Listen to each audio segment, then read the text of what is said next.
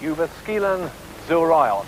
That's what they call the Rally of the Thousand Lakes over here. With 20 grueling stages now completed, the crews have 6 hours break here at rally headquarters at Jyväskylä. With the bulk of the rally still to come, only a compulsive gambler would dare to predict who the eventual winner is going to be. The only certain fact is that 9 times in the past 10 years the rally's been won by a Finn, and it's quite possible it could happen again. Which raises once more that fascinating question: how do they do it? Why are they such brilliant drivers?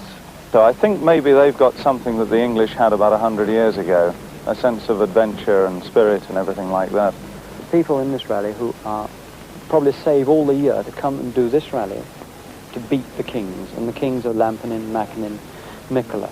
I think we have a very hard competition, you know. Although I think we have very good 15 drivers here. And I used to say if you miss the curve once, you drop to 3rd place. So it keeps you trying very hard. I don't think it's not exactly like that, but especially in Finland where you have very, very special roads over the brows and like that. Well, I think it's mostly thanks to the fact that the geography of the Finnish roads is very hard and very much up and down, and it already, as a kid, you get the skill of going as a next to your father's passenger sort of thing on these roads, and you get the idea of how to handle a car and cope with different things when actually the road is winding up in the heights and then going down again. Last night at dinner, Achim Barnbold, the German driver, asked Hannu Mikkola whether he went absolutely flat on every single special stage right from the start. And Hannu said, yes, of course, if I don't. He said there'll be sort of 20 newspaper men writing that I've got old and everything like that. He said, and in any case, if I don't go flat, there'll be 20 rally drivers in front of me. Yeah.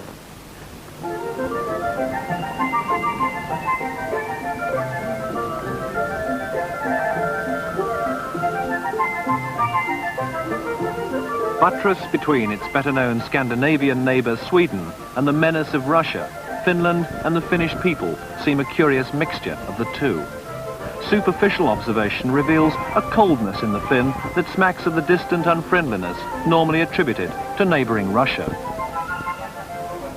Deeper analysis shows another, more human side, an attitude of live and let live, of laissez-faire, of coming to terms with the business of life minute by minute, with no thought or concern for what lies beyond. Refreshing, confusing, disturbing. It's a situation a foreigner finds hard to comprehend. In relating this situation to rallying, accepted criteria for analysis stumble and fall when considering the Finn in the context of his national sport.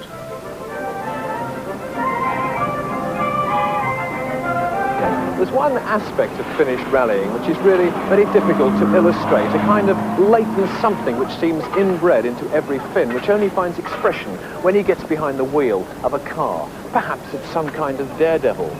Well, if you want to find out about the Finnish man, I suppose the correct person to ask is the Finnish woman. I don't understand. Oh, that's a good start, isn't it?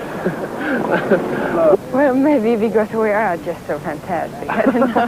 Well, the answer to that. Well, I've been wondering that myself, too, that how is it possible? Maybe we have that the roads are not so very good in Finland. Maybe that's one thing. Those top drivers, especially, I think they are very careful and they drive just as fast as they can, but they don't take too big risks.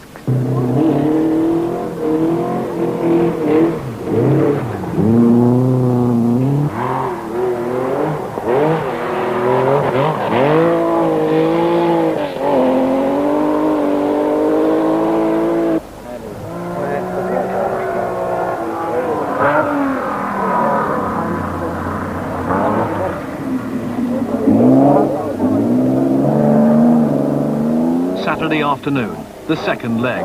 Up at the front, 2 each from the powerful Saab and Volvo teams hold 4 of the first 5 places. The lone escort of Mäkinen still clings to second place.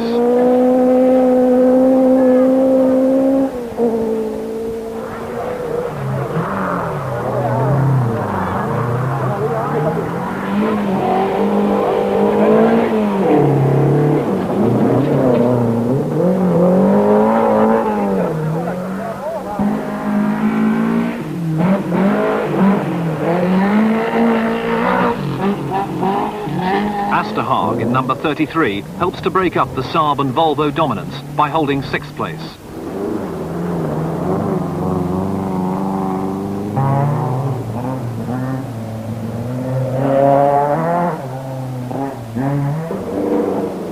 Dry, dusty conditions lead to incredibly fast average speeds, but Saturday evening,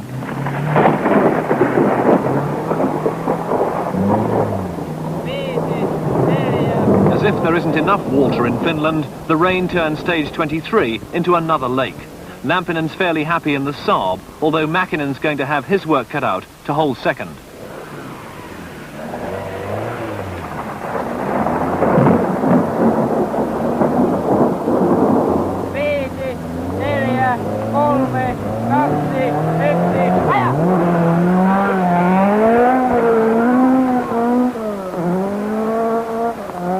Kinnunen, now 4th, is going to have to slow his pace to contain the power of the Porsche.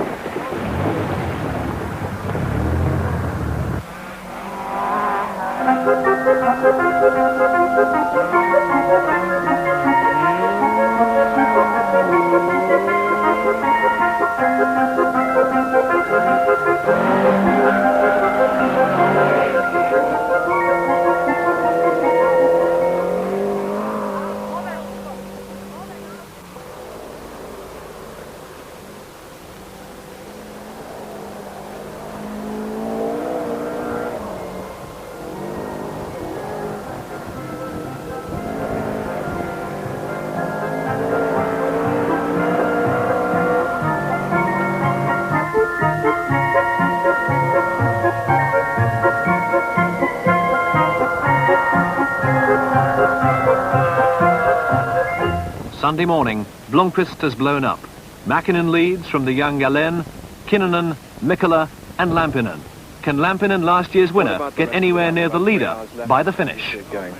Only 5 more stages, so I don't think it's so big trouble. I think we have quite a hard struggle with Hannu here for time, because I think at the moment we lie only about 5 seconds apart.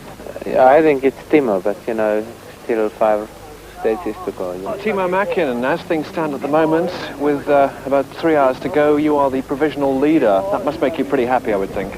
Yes, we are only 5 stages and I'm leading about 2 minutes, and we should get it steady in the finish.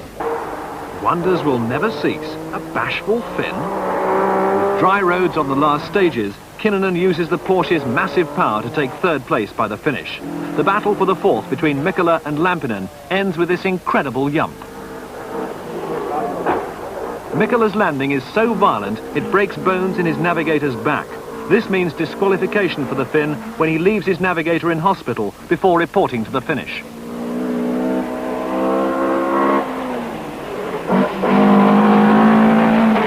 This last stage drama leaves Lampinen 4th with the Saab.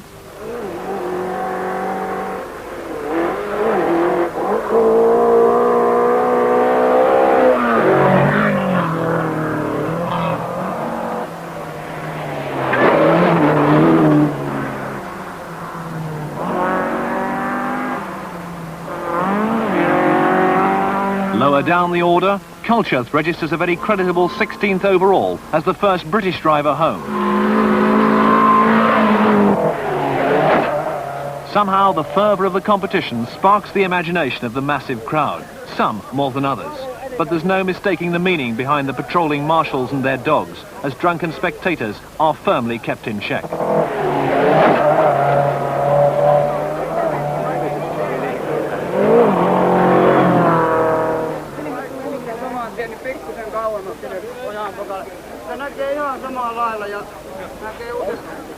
One more notch in the marshal's belt, but for Alain in the Volvo, it'll be another year before he can claim the Thousand Lakes title, or no one can catch Mäkinen.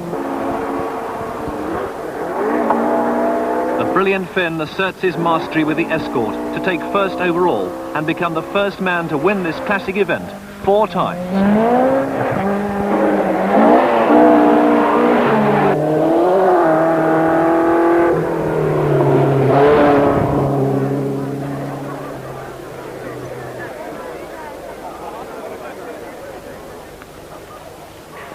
And so it's pretty obvious after this rally of the Thousand Lakes that these Finns really do possess that little bit of extra magic.